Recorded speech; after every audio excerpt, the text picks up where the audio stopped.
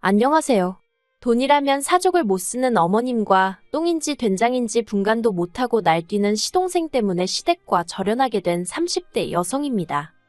남편과는 같은 직장에서 선후배 사이로 지내다 가까워졌어요. 남편이 제 사수였는데 저희 회사는 1대1로 선배가 붙어서 후배 직원의 업무를 봐주는 식이었거든요. 그런데 남편이 어찌나 엄격하던지 정말 눈물 콧물 쏟아가며 일을 배웠습니다.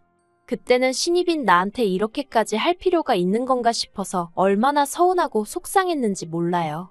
오죽하면 저렇게 성질이 더러운 사람이 어딨을까 싶어서 저런 남자랑 연애하는 여자는 정말 고생하겠다고 아주 똥 밟은 거라고 생각했다니까요.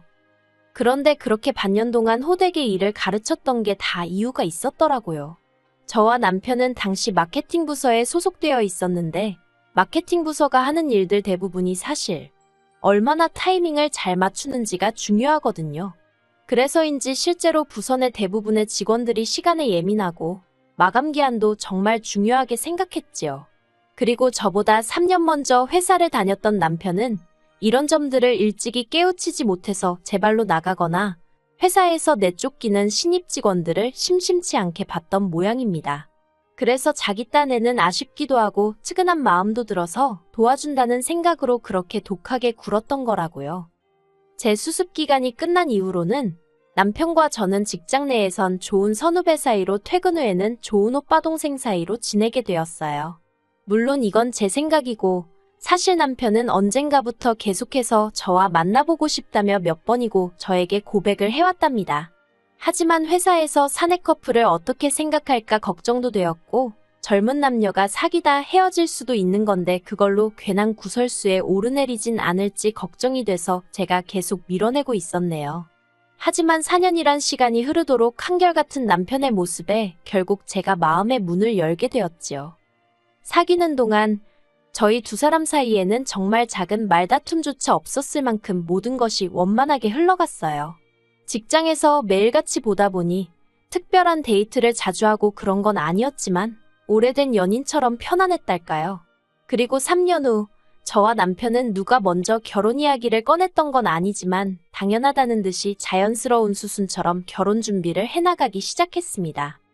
본격적으로 결혼에 관한 이야기를 주고받으면서 서로의 가정 형편과 재정 상황을 오픈했어요.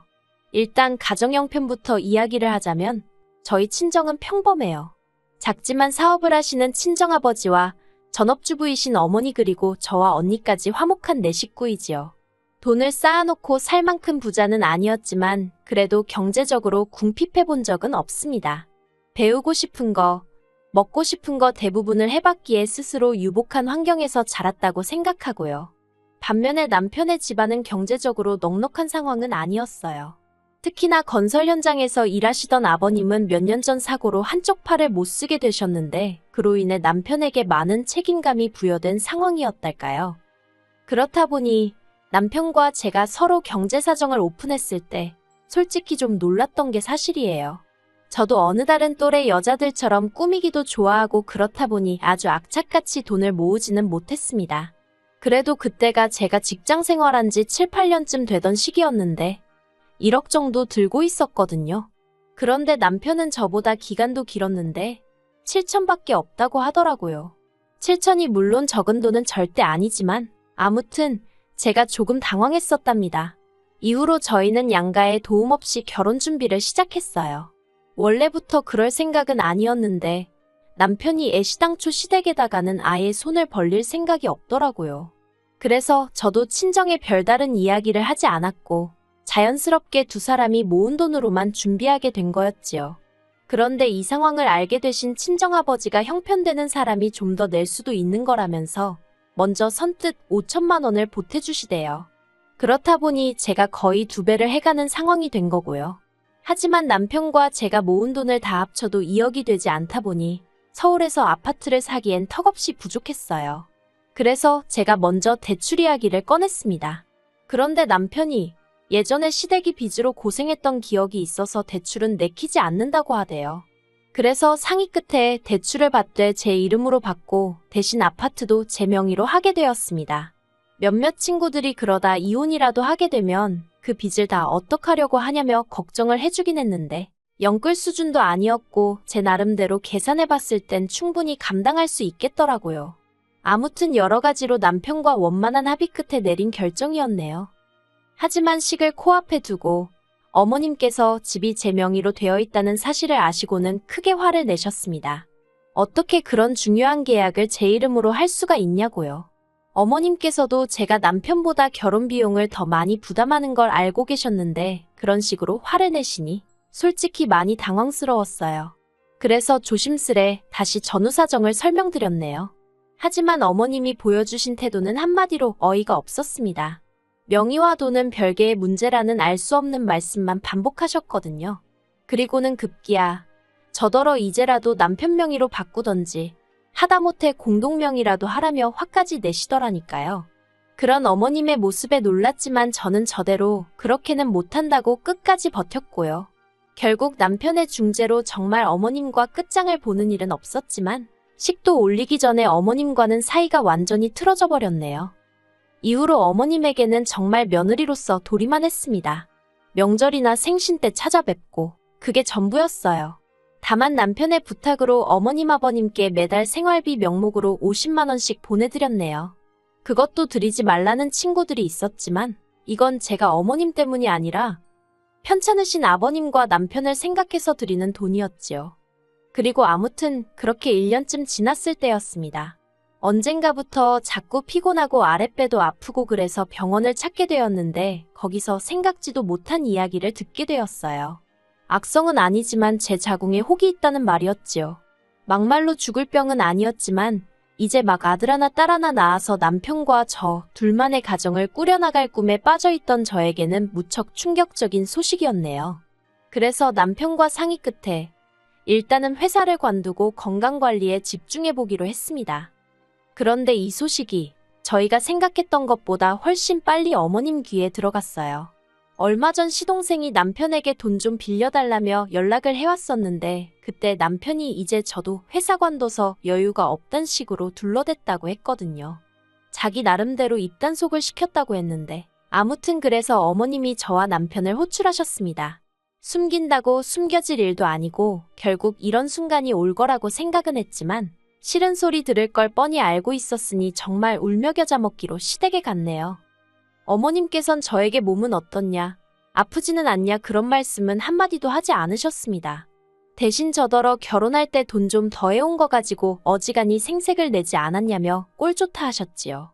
대출도 네 명의로 받아서 네가 갚는다고 큰 소리를 치더니 이제 불쌍한 당신 아들만 지 명의도 아닌 집구석 대출 갚아주느라 허리가 휘겠다는 말과 함께요. 그러면서 저더러 처음부터 이럴 작정이었냐입니다. 잘난 남자 하나 물어가지고 집구석에 들어앉을 생각이었냐고요. 듣는 내내 정말이지 어디서부터 어떻게 반박을 해야 할지도 모르겠더라니까요. 그런데 그때 남편이 먼저 어머님더러 무슨 말씀을 그렇게 하시냐며 큰 소리를 냈습니다.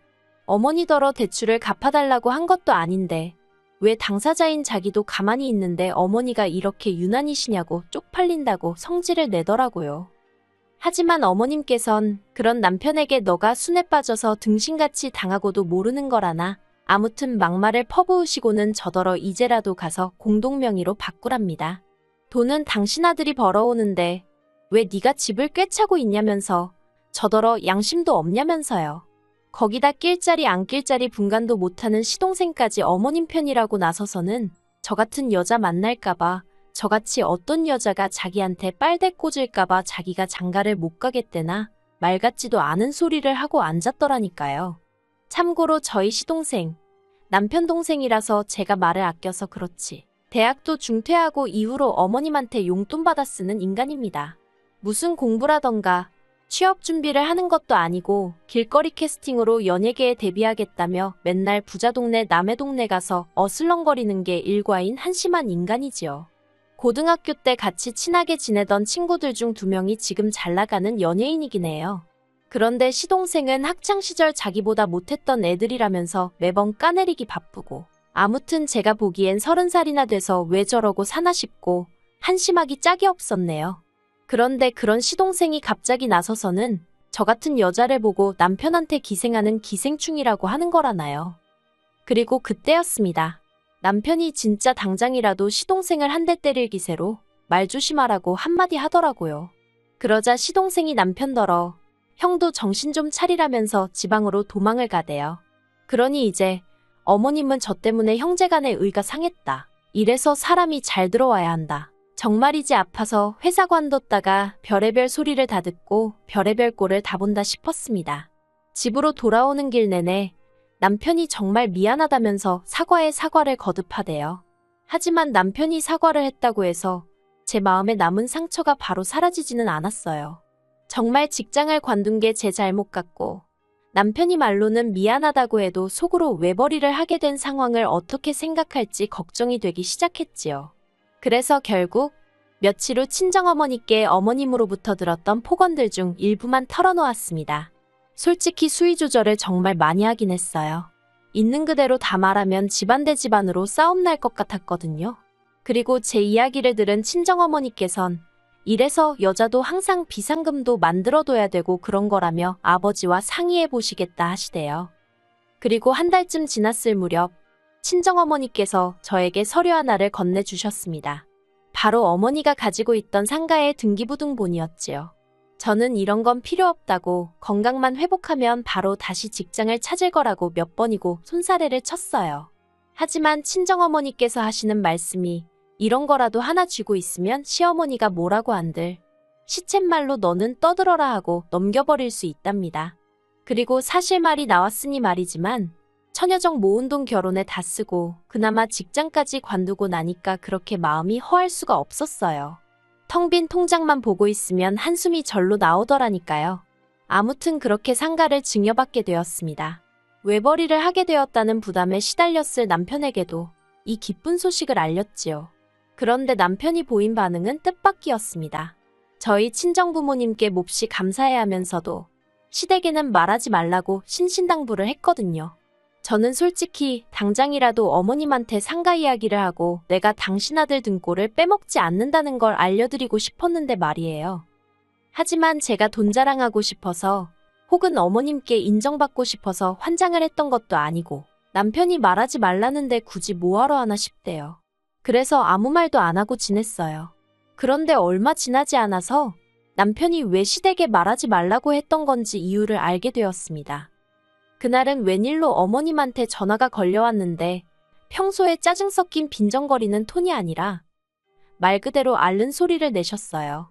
그리고는 하셨던 말씀이 간단하게 정리하자면 시동생이 어떤 여자를 임신시킨 탓에 급하게 식을 올려야 하는데 시동생 장가 보낼 돈이 없답니다. 그러면서 저더러 아파트를 담보로 대출을 좀 받아보라나요? 어이가 없었지요.